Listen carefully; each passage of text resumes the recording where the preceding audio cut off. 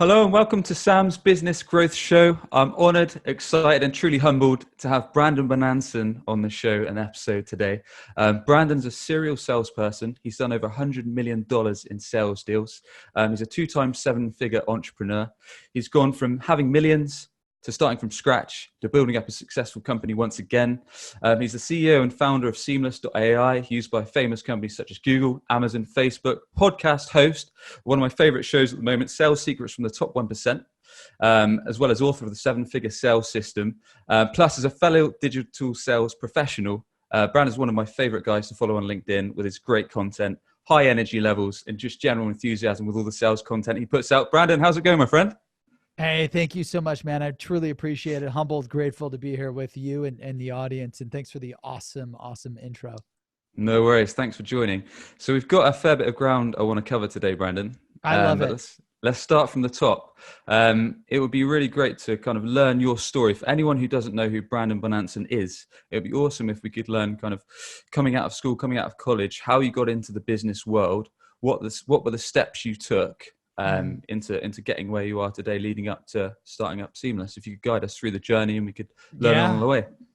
Yeah, I mean, my story is just unique. Like I hated the beginning, but now I appreciate it. So my mom and dad just came from a super poor family. My mom worked two jobs, one at a grocery store, one at a bank full time. My dad worked two jobs full time in computer retail at Macy's. So they actually used to sell computers at Macy's in the retail store. And then on the weekends, he worked construction.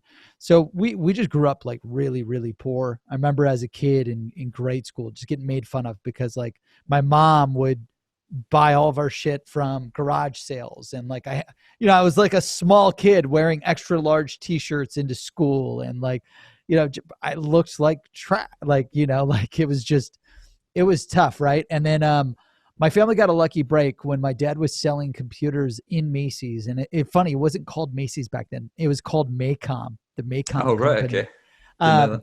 So he was selling Apple computers in Macy's. A sales executive walks up. My dad pitches him, and he does such a good job that the sales executive at this startup called CA Technologies, Computer Associates at the time, offers him a sales internship for $22,000. And I remember like, him telling me the story, goes home, pitches my mom, like, we need to get out of retail. I need to take this job, even though he was making more money selling computers in Macy's than he would with this sales internship. But he's like, I've got a good feeling that SaaS software is going to change the world. And this was in like the 1980s at the time. Wow. So he takes the internship, and I don't see my dad for like 5 to 10 years. So he's CA Technologies is in Islandia, New York. So I'm from Ohio, Cleveland, Ohio, right around where LeBron James is from. And he's traveling Monday through Friday. So he'll leave Sunday and then come in Friday every week for like years of my life to sell at CA Technologies. They'd fly him out and back.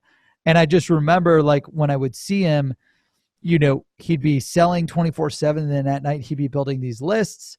And then he joined President's Club 10 years in a row, went from sales intern to VP of sales, managing hundreds of salespeople, to taking the first company to do $1 billion in sales. And, amazing. Wow. It was wild. And then he took me to one of his President's Club. And I remember I get in the room and he's got, you go, like we flew into Hawaii. We went into this big conference hall. You've got the ocean. It looked beautiful. It was amazing. And everyone was dressed in tuxes and beautiful, like red and blue dresses. And you're talking like thousands of dollars of tuxes and dresses. And they're serving like caviar and all this crazy stuff. And I remember we sat down and they were bringing out filet and lobster for dinner. And he taps me on the shoulder and he's like, hey, look around. You're never going to see more people making over $500,000 to $1 million in this room than you will in any other career. He's like, sales is the best profession in the world, and I remember I asked him, I'm like, well, how'd you do it? And he's like, dude, you just got to sell 24/7. And when you're not selling, you got to be building your lists of everyone that you need to sell to. So like, that was when I was like 15, 16. And I'm like, okay, I got to get into sales. Ended up applying to go to the only school in my state that had a sales college, which was Ohio University. This was really cool. I knocked three birds out with one stone. That is cool. I mean, I don't even know if we have specific sales schools or colleges in the UK as such. We have business, but to Yeah, be honest, that's not really focused on sales. And I have friends, I this was didn't really personally go new. to university, but I've got friends that did that, but it's never kind of fully geared on sales. But no, you Y- carry y- on again. Yeah, no. So this was like 2004. So it was brand new. Like there were only a few schools that were specializing in the business school to launch a sales college in the business college, and it was called the Ralph and Lucy Shea Sales Center. So, and what was cool is it was the number one business school. It was the number Okay. one sales school, like in my state. It was the number one business school in my state, number one sales school, like nationally, and then it was the number one party school nationally. So I'm like, That's a good okay, mix. I get all three done. So then when I went there, I was big into online poker, and I was like, I got to figure out something to sell. My dad said, you got to work hard, you got to build lists of the things that you need to sell, and then you got to love a product that you want to sell. So I'm like, well, I love poker. Online gambling was huge in the US in 2004. This was right when World Series of Poker hit. So I ended up cold calling and building a list of all the poker companies. I pitched them to pay me $150 per poker player. They said no. They're like, I'll pay you $100 if you recruit poker players to join. I'm like, yes, absolutely. And then I built like a crawler scraper of all the people in my dorm room to build this list, right? Because like my dad said, you got to have the list. So I built this list of all the college students in my dorm room using this web crawler scraper I developed. And then I mass emailed all of them to join Party Poker, Poker Stars, Full Tilt Poker. I also went dorm room to dorm room knocking on doors. Long story short, um, So that you first worked year as we kind of, was that kind of like an affiliate of Party yeah, Poker? You were kind it of was doing it the work was for them, kind of so I like bringing built on the an customers. entire affiliate company for Party Poker, Filter Poker, Poker Stars, Party Gaming. There's a lot of different companies. So Okay. I So you just took created something you're this. interested in Yeah. as a kind of hobby and kind of made that into a kind of side business whilst you were learning. Yeah, yeah. So I did it Nice. first to fuel like me getting my ass kicked in poker. And then like Fair enough. it just started printing cash, and I was like, this is exactly what I want to sell. So that first year it did 1 million, second year it did 3 million, and then third year it did 6 million. So, Cool. you know, throughout my freshman and junior year, I made roughly 10 million in sales. And then they made online gambling illegal in the US. So Ouch. uh took all Well, my money and just went in and launched a second company. I thought text message marketing. Oh, go okay. ahead. Just swinging back to when you were still doing the poker business at that kind of age. So you were 16 through to 18 or so. No, no, no, no. So college in the US, I don't know how it is where you're at, but I was 18, 19, Ah, and okay. 20 and 21. Even so, that's still pretty young, especially to be Yeah. earning that kind of that kind of high level of cash. So Yeah. what Now were you you doing still when you were have earning that? you still have expenses with ads and stuff, right? I I've see. got to hire salespeople. I've got to hire ads. Sure. So you still have expenses. You're not taking all of that cash home, but I mean, Sure. I was probably the like top 1% of wealthiest college kids because, you know, who else is making millions of dollars? And I was just an idiot, right? I bought a Mercedes, Ah, two okay. hard door convertible. I bought Yeah. another Mercedes. I bought a motorcycle. I bought property in Florida, bought a house in Florida. Like I was just burnt. And then I paid off my college, Yep. which was cool, cash. So that was And then sensible. I also, yeah, that was the only sensible thing I did. Ah. And then I just paid for me and all my friends to party, you know? As you probably Uh, would if I was 18 to through to 21, I'd probably do the exact same. yeah, like I mean, like I had unlimited cash and it was really easy for me to make. So I just covered everything. It was like the entourage in a way. So that was really fun. But then again, they made online gambling illegal. Okay. So the cash tapped out. Not tapped out, sorry. The market just stopped. It disappeared in the US. So this was in flip phones. I was 21 to 22. 2007. I'm like, flip phones, text message marketing is going to be the future. So we launched this text message marketing B2B software. And for the next 3 years, I end up losing everything I ever made because we didn't know how to build a list of all the B2B companies and contacts that we needed to sell to. And number two, we didn't know how to sell to the B2B contacts and companies or text message marketing software because poker was B2C. Like I was Sure. selling online poker to college students. Like I knew who they were. I knew how to relate to them. I knew how to find them. I knew how to pitch them. When I decided to sell text messaging software to Starbucks, Victoria's Secrets, Walmart, Vitamin Water, like I closed a few accounts. Like I closed Rockstar Energy, Vitamin Water, who else? Dairy Queen. Like I closed these national accounts, which was cool, but we didn't know how to make millions of dollars in sales because we couldn't build the list of all these marketers at all of these Fortune 500, Fortune 1000 accounts. And we ended up losing over the next 3 years everything we ever made on the poker business. And that's when we decided to sell the company, get out of it. And then my partners and I, oh, go ahead. Yeah. So when you say you couldn't kind of build a list, does that mean the market that you drilled down into was too niche, or what was the reason behind that exactly? We just didn't know B2B sales. Like, Got it. we didn't know how to build a list of B2B contacts, like the B2B marketers. We didn't even, like, LinkedIn was just really starting out. And Yeah, like, sure. we just didn't know how to find these B2B marketers and these contacts at these companies that we needed to sell to.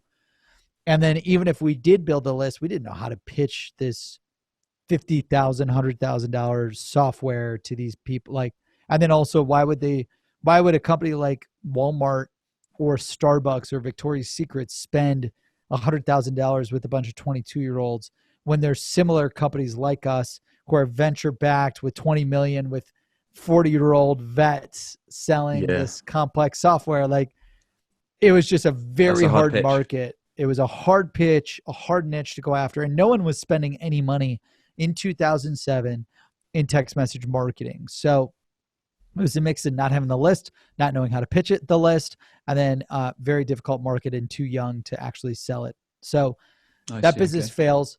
My partners go to IBM Interactive to build software products in digital marketing. Like we were selling 7-figure websites. They're like, hey, you should join us at IBM. It's sweet. It's got a big name. It's an easy sell. So I'm like, I need to get out of mobile. Joined them at IBM. And then after a few years selling for IBM, we sold tens of millions of dollars. Decided to go to Google, sell for Google's top search agency. And then I brought all of my former partners at IBM over with me. We kind of Nice. jumped from place to place to place together. And then when we were selling for Google, we're like, we need to sell to every top paid search marketer and company in the world. So we ended up building a crawler and scraper that figured out the companies that were spending the most in PPC. Then we built a search engine to find all of the digital marketers at these companies. And then we built an AI engine to research emails and cell phones for all these people at the companies spending the most in PPC. Because we knew, like my dad, the way that he built the first billion-dollar SaaS company in the world. No company in the world has ever built a billion-dollar B2B SaaS company. My dad said it was simple. You got to build the list every day, and then you got to sell 24/7 to that list. My first company, Free 50 Now for the gambling industry, I built a scraper that built the list. We emailed and sold to that list, generated millions. My second company completely failed, lost everything I owned over the course of 3 years, longest years of my life, because we didn't have the list. So when we were selling for IBM and Google, we're like, we need the list. The list is everything. So that's when we built these we noticed when we would buy that we would spend like $500 to $1 million on these sales databases. These sales databases, like they would have 2,000 marketers, and then we'd look Yeah. on LinkedIn and there'd be like 4 million. And we're like, what the hell? How's there 4 million on LinkedIn and then there's 2 million in the database? So when you say you're spending this money on databases, is this at IBM or is this when you're at This is Google? at IBM and Google. So like Wow. when I Does joined that still IBM, go on though? I knew I needed the list. So, we bought lists from DB, Discover.org, Zoom Info, Sure. Redbooks is another one. So we like back then, these databases are so expensive. So I had to pitch my president, my CEO, my chairman, hey, I need all this money to get the list. Then I buy the databases and we log in and it's got 5% of our total addressable market. Like I said, there's 4,000 on LinkedIn or in the database. There's 4 million on LinkedIn. I've got screenshots of it too. I remember the day when I did the comparison. I'm like, what the fuck? I was like, I'm going to get fired because I just told my CEO and chairwoman, I need $500,000 to $1 million to buy these databases to contact all these digital marketers, and they're Oh missing wow. everyone. Because the salesperson, with these outdated sales databases, they'll tell you whatever you want to hear. Like, oh yeah, we've got everyone. We've got these titles. We've got these directors. We've got these VPs, these CEOs. And in reality, they don't have anyone. Or like they've got a few people, and of those few people, 50% have phone numbers and emails, and most of them are wrong or outdated, or they left the company, you name it. Oh yeah, So I then, can speak from experience as well, kind of, especially in kind of business development, sales, various roles I've had. The amount of data that you get is kind of a poor quality and doesn't have all the up to date info. So it's quite a grind, especially when cold calling or cold emailing or whatever you're doing to prospect. exactly, man, exactly. Like you get it, and then you're spending 4, 5, 6 hours a day building account lists, building contact lists, manually entering in thousands of rows from Excel into Salesforce, your CRM. And then you got to scour millions of websites looking for emails and phone numbers. And I'm like, the one thing that is wasting all of my time from selling, the one thing that is holding me back from making 6 figures in sales, 7 figures in sales, you name it, is all this time wasted on building this list. I was like, I got to automate it. So we built Seamless.ai, our prototype, and eventually went from a few $1,000,000 in sales to like quickly overnight, doing over $100 million in sales. And that was the first time I made over 6 figures in 1 month of commission check. So you built this tool. $137,000. Yeah. That's an amazing figure, by the way. Mhm. So you built this tool whilst you were at Google selling ads? So I had the idea at IBM. I'm like, I'm wasting all this time fucking creating these manual lists. This is so stupid. And I would also waste a lot of time on pitch prep. Like if you're pitching a $1 million deal, a $10 million deal, a $25 million deal, you have to do a ton of research on the contacts in the companies and a ton of research on the decision makers, on their 10Ks, on their projections, on their business needs, their requirements, their growth, the demand, the risks, the competitive landscape, the industry landscape, digital marketing research on web technologies, what they're doing, what their competitors are doing. This would take me like weeks to do this pitch prep. So I'm like, I got to automate the pitch prep. I got to automate building the contact lists for all these companies that I want to sell to. So I built this prototype. I studied programming, and then I also worked with a lot of really smart engineers. Obviously, selling for IBM and Google, you've got the smartest engineers in the world. So I basically said, hey guys, here's the architecture and the wireframes for I was like, we need to build a platform like a search engine like Google. We could type in a title at a company and get the real-time contacts that work with that current title at the current company. I just wrote a check for $500 $1 million. And the problem with all these outdated sales databases, they hold salespeople hostage because they don't have the current people with the current titles at the current companies. They're missing 90% of the people you need to sell to. And then when you call and email them, they have the wrong contact info 50% of the time. So I'm like, we got to build a search engine that makes it easy as hell to search the entire digital web, all the current titles at the current companies. And then we got to build an AI engine like what IBM built with Watson, where we can research, validate, and verify perfect emails, cell phones, and insights by real-time researching billions of data points. And it took, it took a year to build, and then another year to build, and then another year to build. Like it took some time to build this thing. But once we had it perfect, our sales skyrocketed selling for IBM and Google. And then I became a self-made millionaire in sales as a W-2 employee. And that's when I was like, okay, when I got this 6-figure commission check and I made it over $1 million that year, that was when I knew my mission was now I gotta take this platform, and instead of keeping it a secret for myself, which is what was my plan. I was like, I do not want to tell anyone about this secret weapon. I was like, this is my gold mine. That was going to be my next question, actually. Like, I was going to say, it sounds like from what you've described so far, from when you were kind of working at Google, pretty successful, having some amazing months in terms of kind of sales revenue and obviously commission checks. It sounds like you were scratching your own itch, really, because you were spending, or the company, you had to pitch the company to spend kind of 500K, 1 mil on data sheets that were then only giving about 5% accurate data, which is terrible. And then you built this system or this tool that was giving you kind of decent data that was allowing you to kind of sell $1 million or so in 1 month. And that helped you kind of build the idea for Seamless, did it? Or what happened next? Yeah, no, well, I mean, the pain of writing the $500 million check and being lied to that all these sales databases would have all the marketers I need to sell to. And then in reality, they had 4,000, LinkedIn had 4 million.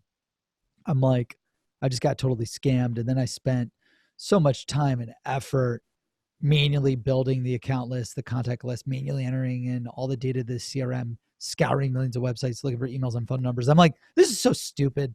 I was like, we're sending people to the moon. Like we have a Google search engine. We've got IBM Watson that can answer any question in the world. We've got Google that can research anything in real time. Someone needs to create a search engine that could find everyone that you need to sell to. And that was when I was at IBM. And I was like, I'm not doing it. I'm not going to be the idiot that makes that thing, but that thing needs to be built. And then I went to Google and I'm like, I cannot do, like, no one fixed the problem with these outdated sales databases. And I'm like, you know what? I'm going to build it to sell faster. And I built parts of Seamless. Like I built the search engine first to find all the people that you need to sell to with the current title of current company. And then I built the AI engine to research, validate, and verify perfect emails, cell phones, and insights. And then when you combine the two was when we did over 100 million. I became a self-made millionaire. And that's when I'm like, you know, I remember I was at a conference. It was actually just a poker event, not even a conference. I was at a poker event in Vegas with my buddy Steve.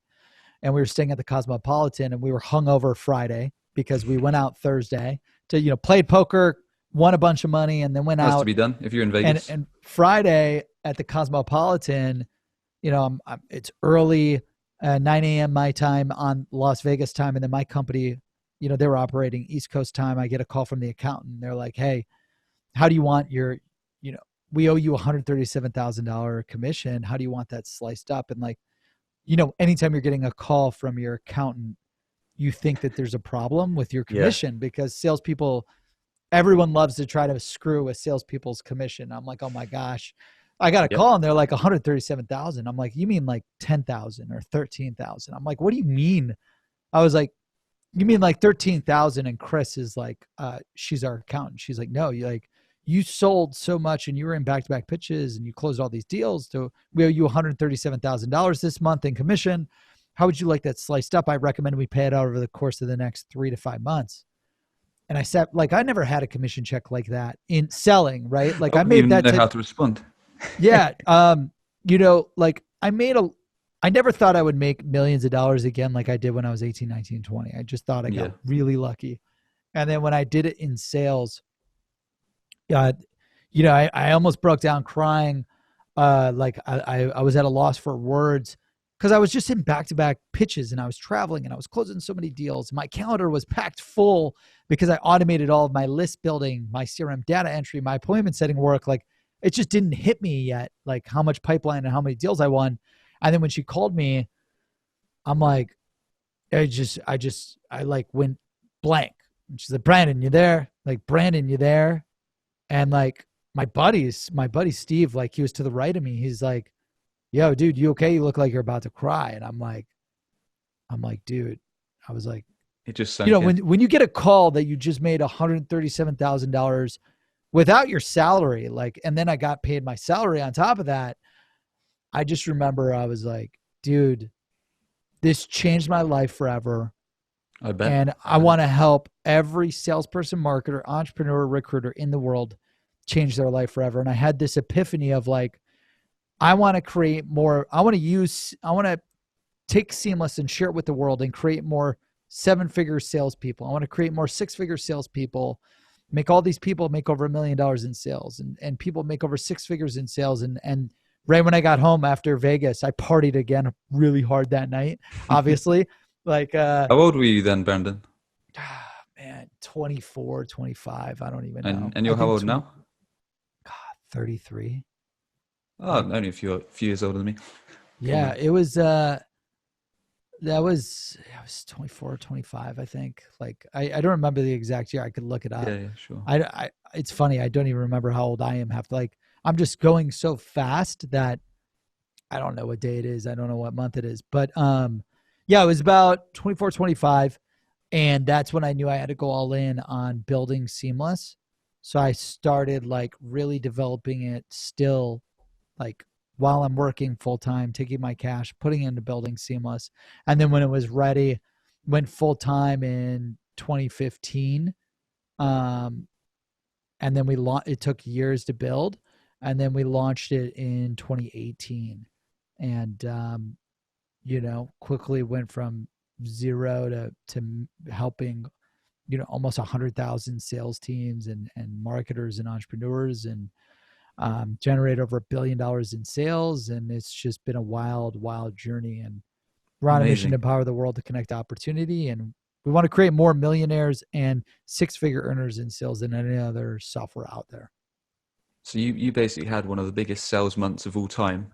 Certainly one of the biggest sales months that I've heard of. I don't know if it's one of the best of all time, but I know it's quite, it must be up there. And it sounds like that really shook you up. That really kind Yeah. of knocked it out Yeah, of you because for a I knew I second. was going to make over $1 million a year. And that was like the first year I've ever done that again, like compared to what I did when I was an entrepreneur. And I didn't think I'd ever be able to do that again. And if I could do it in sales, I believed anyone in the world could do it. They just need the lists, and they need to put in the work, and then they need the training. And with the right lists and the right scripts and the right training, you can do anything. Yeah. And that's why we launched Seamless. And then I was like, okay, now that you've got the lists, you need the scripts. So I basically took all the scripts that I've ever wrote. I wrote 10,000 pages worth of scripts. I became a And scripts maniac. and when you say scripts, for anyone that doesn't understand, are you talking about kind of cold calling scripts, cold email scripts, Yeah, like social sales selling scripts, scripts? like cold calling scripts, cold emailing scripts, social selling scripts, list building scripts, sales objection scripts. I'm not interested, no budget, it's too expensive. Send me more information. Already working with someone. I need to Got it. talk to my boss. What's your guarantee? How much does The it ones cost? the ones every salesperson loves to hear, right?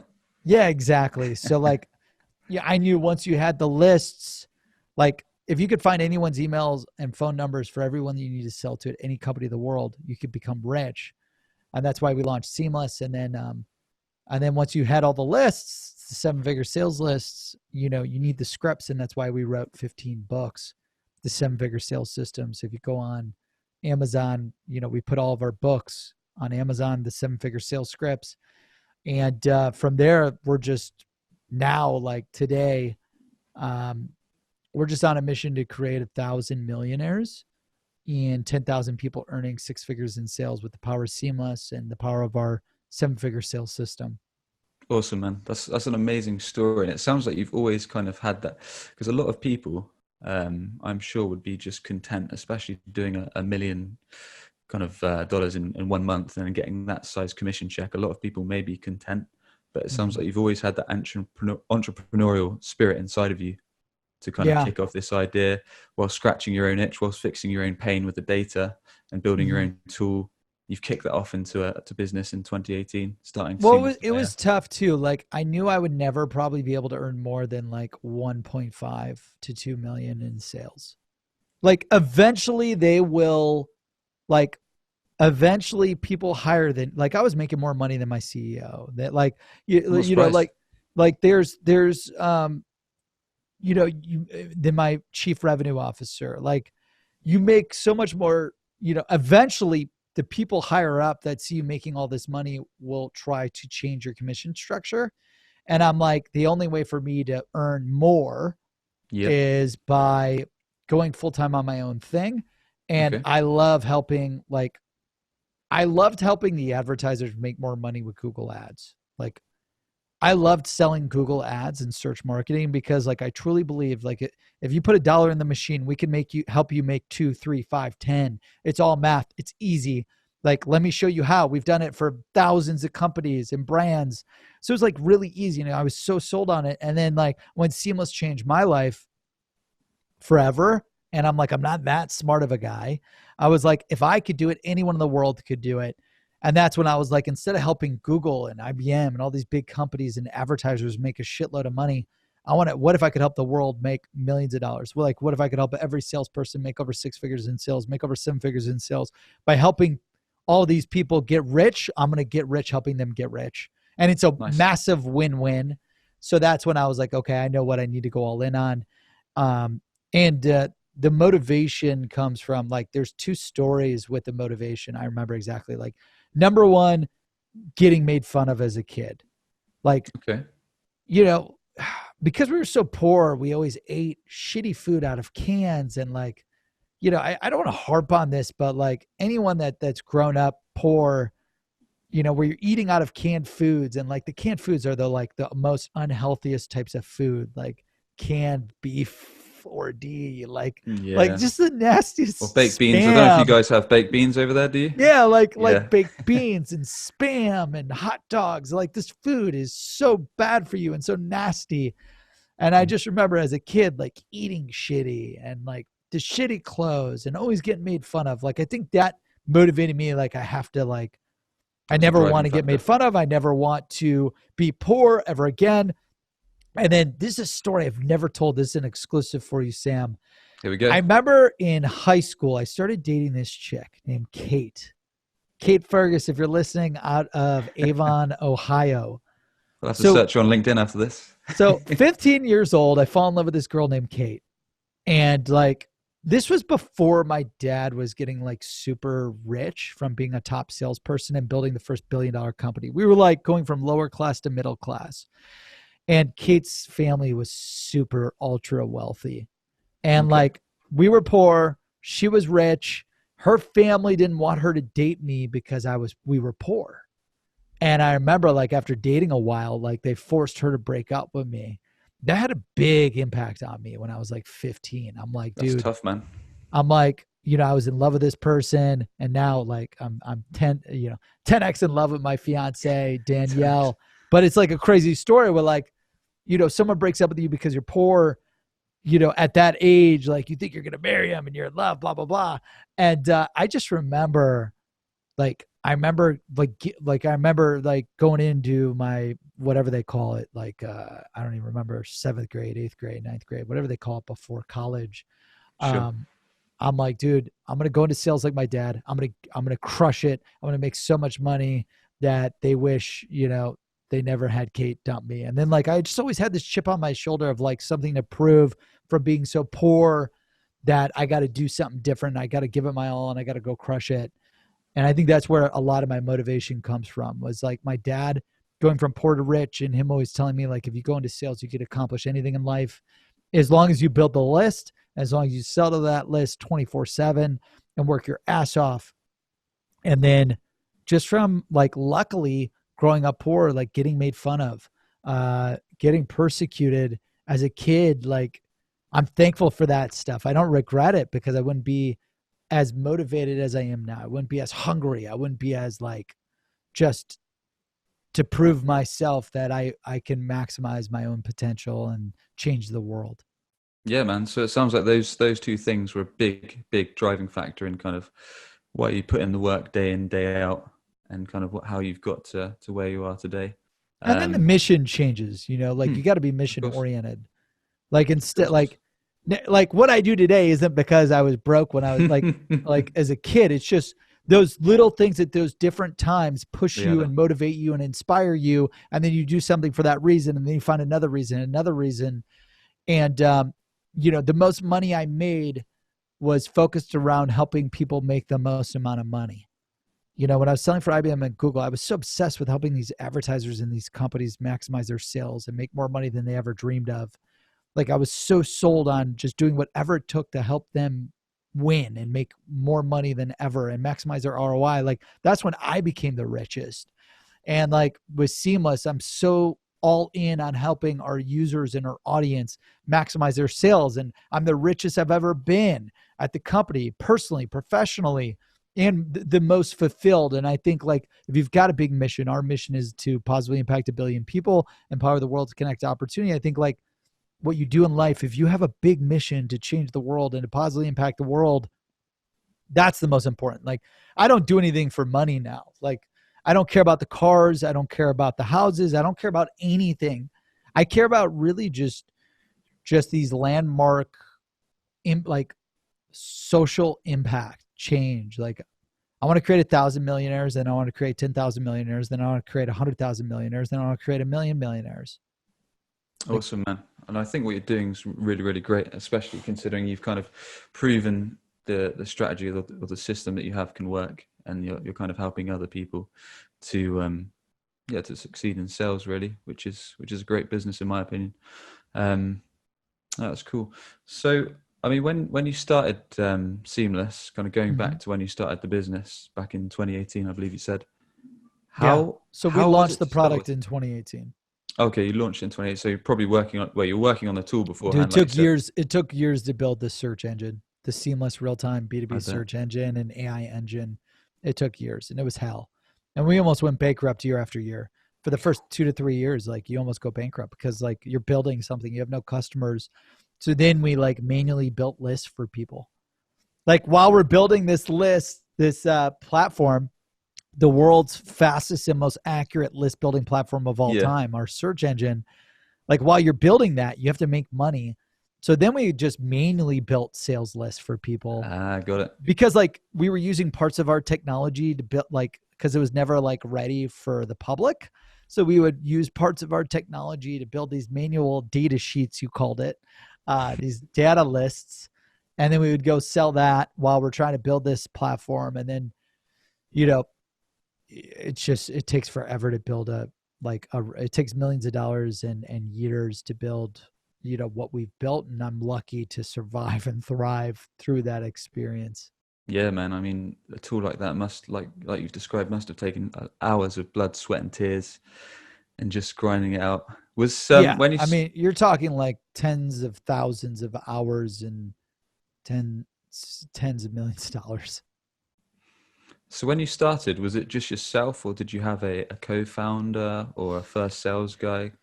Yeah, I mean it was I had the idea and then I hired a few developers and then I hired my first salesperson, my VP of sales, Mike Hopkins. And Mike Hopkins has been there from the beginning, with me side by side. Austin, my VP of technology, has been there. He came in halfway through. We were building. Thank God, he's a blessing. And then my VP of product, Jake worked with me at IBM, at Google, and at Immobile, and at our poker company. So all these guys, we've known each other Ah, from these different businesses. And like the problem is the older you get, the less risk you can take. So when I went all in on Seamless, it was high risk. Barely could pay anyone. All the money's in the company.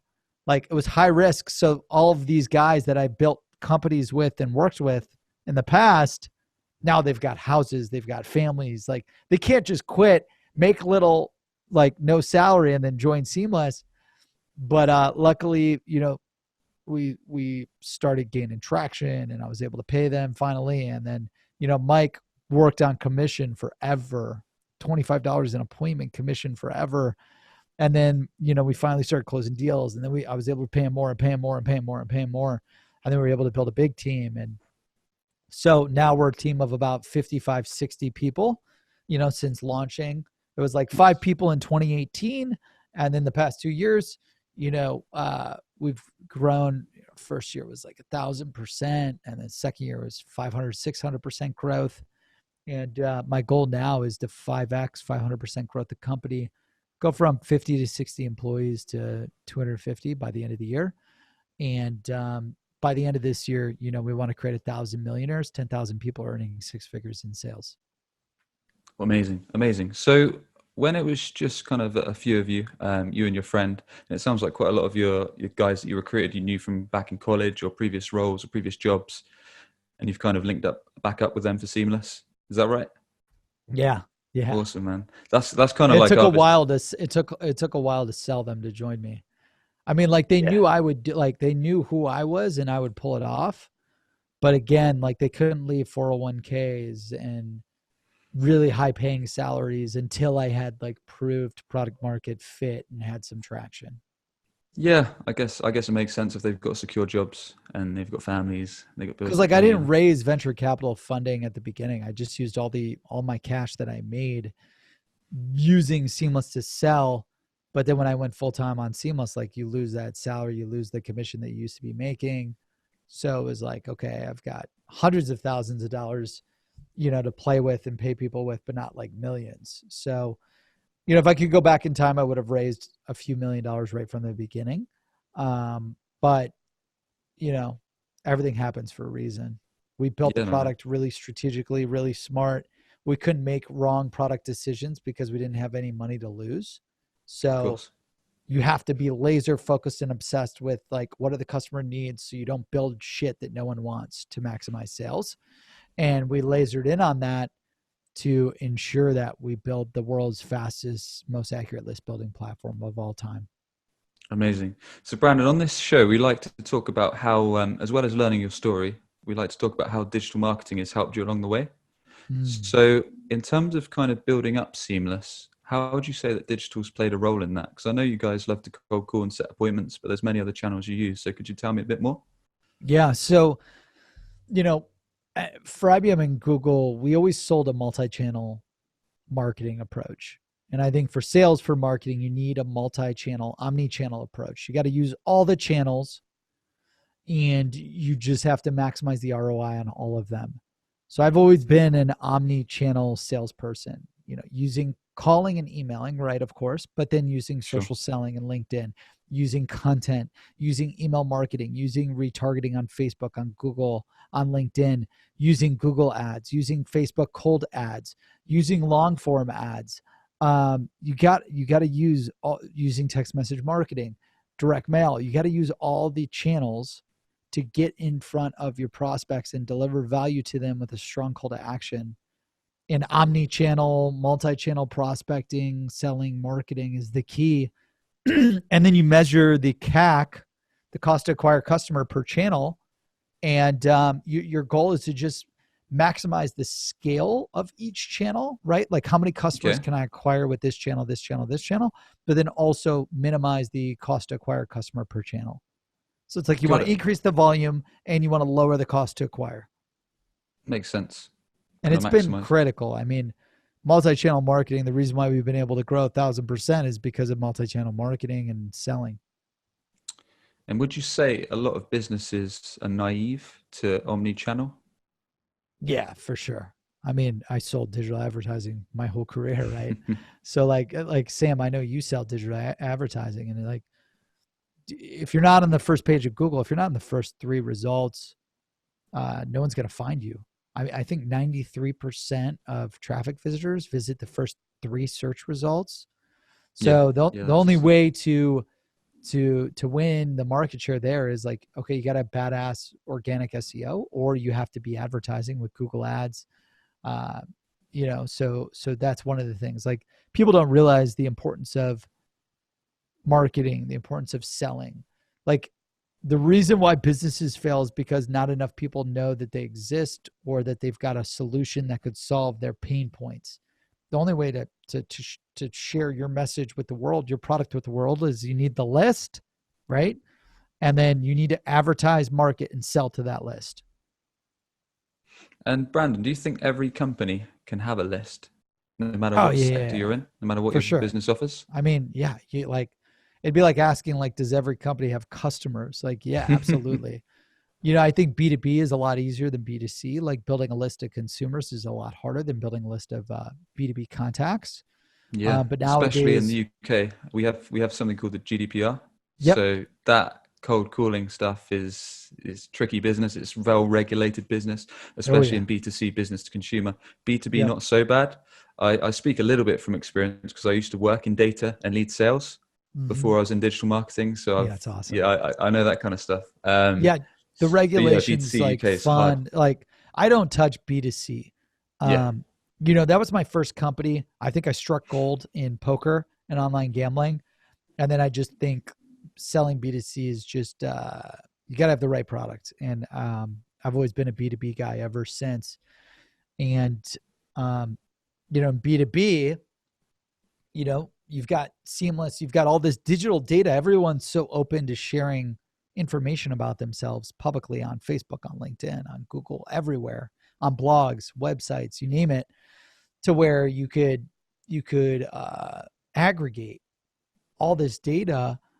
And if you have the right platform to do that, and then learn so much about the people and the companies that you need to sell to, and then how to contact them, to where it's a game changer. You could easily sell to them And it, like, you got to do both though. You got to do the selling and you got to do the marketing. And to do That's right. either of those, you need the list. And then once you have the list, you know, you use all the channels. Too many people say like, oh, you only selling works. And then I meet a ton of people, oh, only marketing works. And it's like, you need both. It's not one versus the other. It's how do I leverage it all? And how do I maximize the scale, all the customers acquired, while I minimize the cost to acquire a customer? Got it. All about measuring it as well, by the sounds of it. Yeah. And the attribution around that is a pain in the ass, but that's another story. Okay, Brandon. So do you have a favorite digital marketing channel? You've talked about utilizing an omni-channel approach, but is there one Yeah. specifically? Performance marketing, hands down. So, like in digital advertising, performance marketing, when I say performance marketing, Google ads, Facebook ads, LinkedIn ads. Got it. Google is typically going to be the cheapest. Well, Facebook is going to be the cheapest, then Google, then LinkedIn. It all depends on your audience and what you've got going on. But I'm a big fan of Google, Facebook, LinkedIn advertising, and also social media. You know, leveraging social media. We get 1 million views a month on all of our content because we went all in on social media and we went all in on paid advertising. And Yeah. if you've got an amazing product that you fully believe in and you could change a lot of people's lives, I think doing the digital advertising and the social media is pretty easy. Yeah, man. And you say one question on that side of things. You say like Facebook ads, and for companies that sell to other companies, so B2B, is Facebook that great in terms of? Because I always thought Facebook was B2C. Yeah, absolutely. I think Facebook's amazing. I mean, everyone spends so much time on Facebook. Everyone spends so much time browsing the web where Google Display Network's incredible. Everyone's spending time on LinkedIn where LinkedIn retargeting is incredible, to where like you want your ads and you want your message to be wherever your prospects are at. Of And course. like if your prospects are on Facebook, show them ads. If their prospects are on websites, show them Google Display Network ads. If your prospects are on LinkedIn, show them LinkedIn ads. If they're on YouTube, show them YouTube ads. So figure out where your prospects visit and then show them ads wherever they go. Amazing. Okay. So, Banner, moving back to your business, I'm aware we're getting kind of close to time, so I don't want to take too much of your time today. I know you're a busy man. It'd be great to know kind of what have been your business high points and low points. Let's focus on Seamless for now. Yeah. So the low points are always the most interesting. We never had a problem with sales. Like the product's amazing. People always wanted to buy the product. Um, I had a hard time fundraising. It was like the only deal that was hard for me was venture capital fundraising. And you know, we knew like when you're building your a Google for salespeople, we're building basically a Google and IBM combined, like, which is a very cost expensive software. You know, Seamless, the world's fastest, most accurate list building platform of all time. Our search engine finds emails and cell phones for anyone in the world that you need to sell to. Like building that is going to take 10, $20 million. It's going to take a lot of money.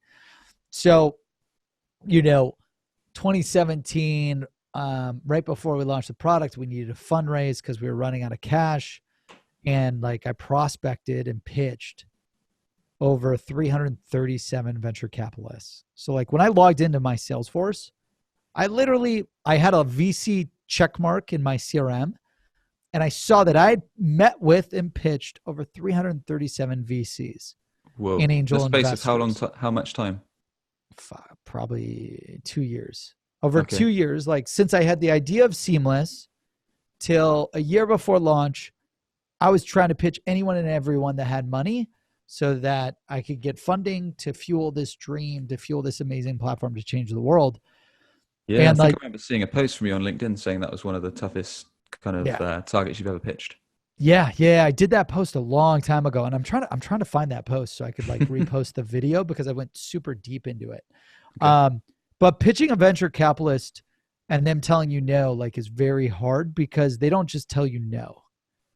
They're like, Brandon, like, you know, you don't look right. You're not from the right city. You don't have the right education. You don't have the right team. You're not located in the right spot. You didn't study computer science at MIT. Like, They break you down. You're not in the right market. You're not smart enough. Your team's not smart enough. You're not great enough. Your product sucks. Your idea sucks. Like, they tear you down. Sounds like a show we have in the UK called Dragon's Den. I don't know if you've heard of that, but I haven't heard of it, but if it's brutal, it's brutal, man. It's basically entrepreneurs going in front of 3 or 4 kind of well-established business people. That's kind of like Shark Tank here. Yeah, it's like Shark Tank. They pitch the idea, and they just, if they don't like it, they rip it to pieces. And yeah, it's tough, man. That sounds exactly like that. Yeah. So, yeah, it was like going on the Dragon's Den or Shark Tank, and them just throwing eggs at you, though, like for 20 minutes, telling you why you're going to fail. And like, you hear that 337 times. Like, now, luckily, I closed 45 investors, bunch of VCs, bunch of angel investors. So like, you know, I don't know the math. You do the math, 337 minus 45, whatever that is, 290 or something around there. Sure. You know, when you hear 290 times why you're going to fail, it messes with you psychologically, it messes with you mentally. And you have to dig down deep and just say, no matter what, I'm going to keep going. No matter what, I'm going to keep giving it my all. No matter what, I will not quit. And that was like the lowest point in time over the course of a few years, trying to fundraise, trying to get money, everyone telling you no. And then like, because you'll start to question yourself. You're running out of money. You're going broke. You're still like, every year you're trying to build this thing. You're so close, but you just need more engineers and more funding. And you're so close, but you're not there yet. And you can't launch yet. And that was really hard. My highs have been every day. You know, every month we get hundreds of testimonials from people, the lives that we've changed. Like, I was able to buy my dream car, my dream house, my dream vacation, my dream college for my kid.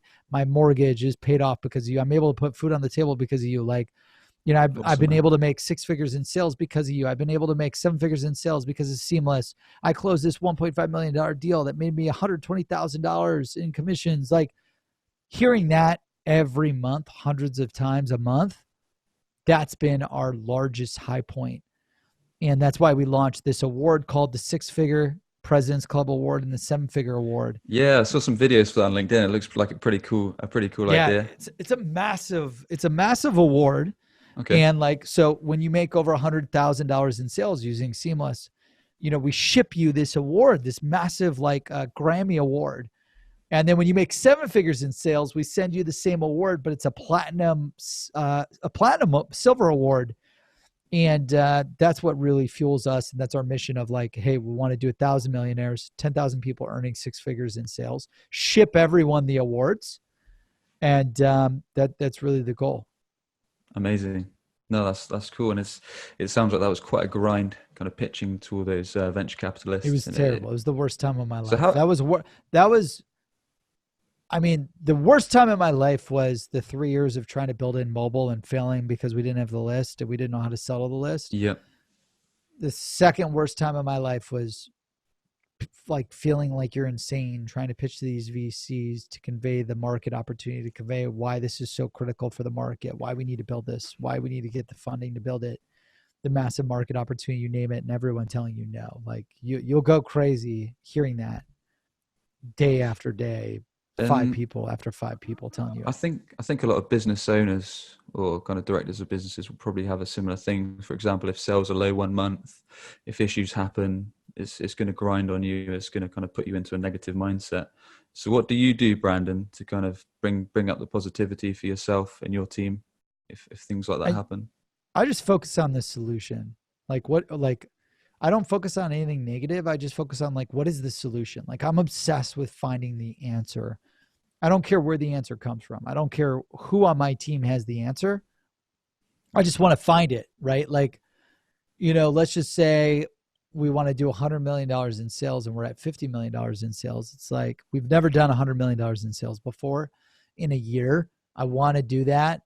Like, okay, how do I do that? Like, what do I need to do in sales? What do I need to do in marketing? What do I need to do in customer success? What do I need to do in engineering? What are other companies that have done?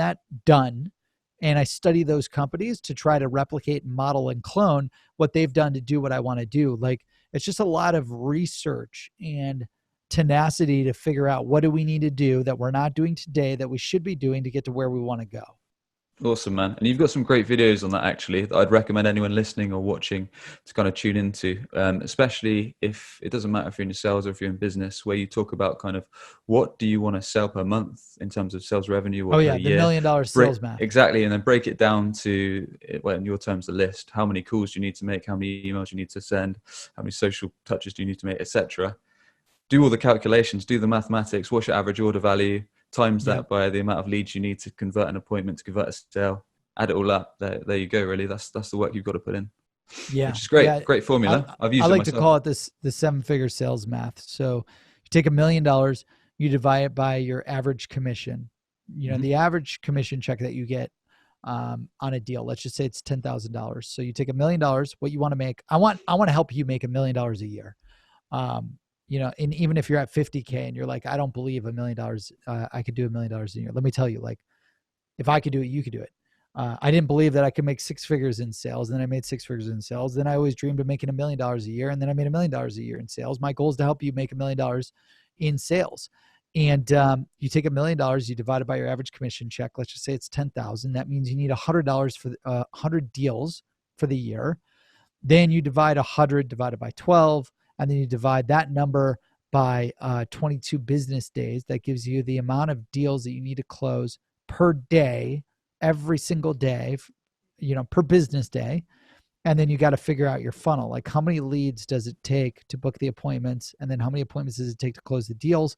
And then once you have that, okay, the daily leads, the daily appointments needed, the daily deals needed. And no matter what, just do all the activity required to hit that daily target. And then you'll make $1 million a year. Like, it's Sounds awesome. simple, but it's obviously hard to execute. So like, Yeah. you got to do the math to at least know, what do I need to do every day to make $1 million? And then figuring out the systems, the scripts, the lists, the technology, the people that you need to go do that. And it sounds like it's once you've worked out the maths, what it is you need to make $1 million per month or per year or whatever your sales revenue targets are.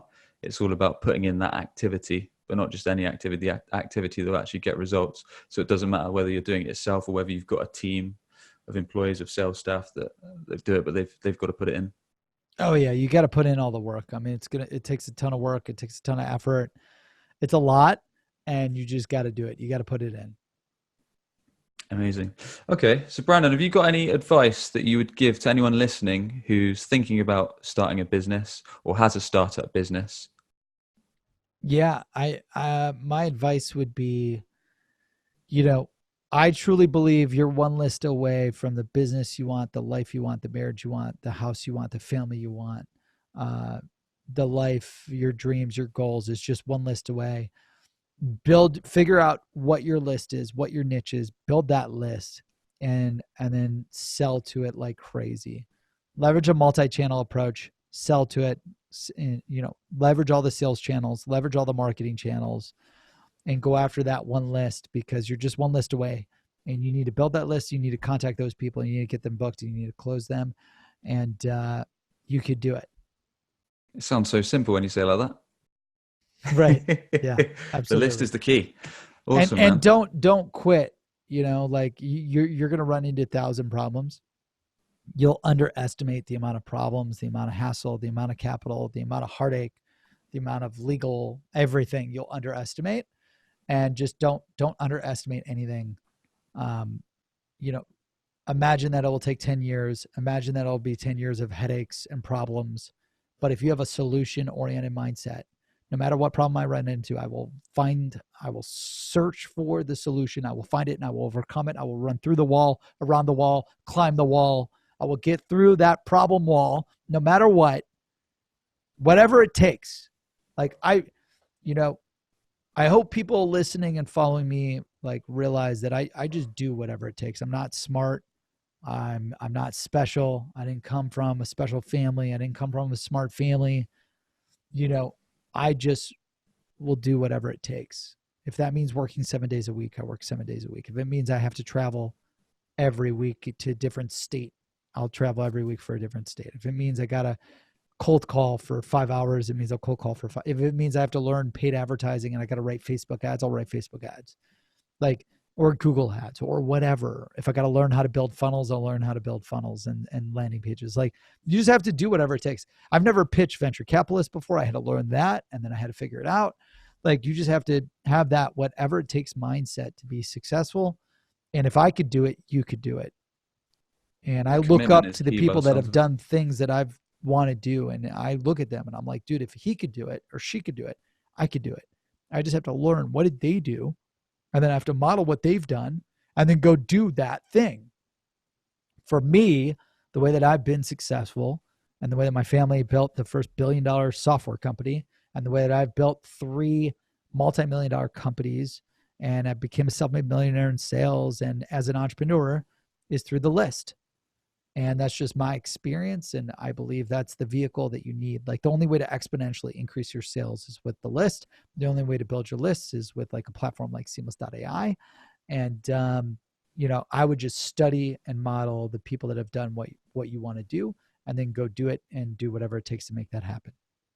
So any people with their own businesses, start up, got an existing business, the kind of 3 takeaways from this, it sounds like, is build up the list, kind of work out the maths, as in kind of what do you need to be doing, the 7-figure sales math, the 7-figure sales maths, or math if you're in the US, and put in the activity Absolutely. that will get you the results. 1000%. It's amazing. Like you do the 7-figure sales math, you build your list, then you sell to that list, you market to that list like crazy. Fantastic. Brandon, it's been an absolute pleasure. I've learned loads. I'm sure everyone listening and watching has learned a ton. So I'm sure an inspiration to any business people and aspiring entrepreneurs across the globe. What I like to ask everyone that comes on the show to finish is, if you could thank just one person, dead or alive, for having a positive influence on yourself and your career, who would that be and why? Yeah, I mean, 2 people. One, my father, who taught me sales is the greatest profession in the world. I barely saw my father. He was gone on the road, my whole childhood. But he taught me, again, like, if you work hard and you master how to sell and you find the people that you need to sell to, you can make all of your goals and dreams a reality. And I'm thankful that he taught me that, even though he wasn't like around in my life a lot because he was traveling, selling all the time. And then also my fiance, Danielle, who's been with me since my first company when I was 18. We've been through 3 startups, 2 sales careers together. Whenever I doubt myself, she helps tell me, like, it's just temporary. Like, you got this, you could do this. That's what women do, man. They keep us in shape. They keep us in line. Yeah. When are you getting married, by the way? Congratulations. Gosh, we've been dating for 12 years. So we've been together for 12 years. We've been engaged, I don't even know how many years. We're just so happy. We don't do anything that the norms do, like the masses. Like, we just do what we want to do. We got to find time to figure out when we're going to have time, because building Seamless, 60 people, and we're traveling all over the world now and doing the different book tours. So it's like tricky, but whenever she wants to get married, like, I'm in. Yeah. So I let Danielle and my father, Dave, like, they've just been huge inspirations, and I'm grateful to have them in my life. And then, lastly, my team, like, I know I'm going over, but like, nothing in the world gets done without amazing talent and amazing people. From the people that I worked with starting off in building Seamless, like Austin, Jake, Mike, all my partners, Kurt, Rick, to the engineers, the developers, the salespeople, the marketing people, my customer success genius team. Like, I'm grateful because I'm surrounded by geniuses every day who are so much smarter than I am. And I just want to make sure I empower them to make the biggest impact on the world for us and for our vehicle and for what they're trying to do. And without the team and without the people and without the right inner circle, you can't get anything done. So I'm grateful for my father and Danielle, and then my amazing team at Seamless, just making the impossible possible every day to empower the world to connect to opportunity.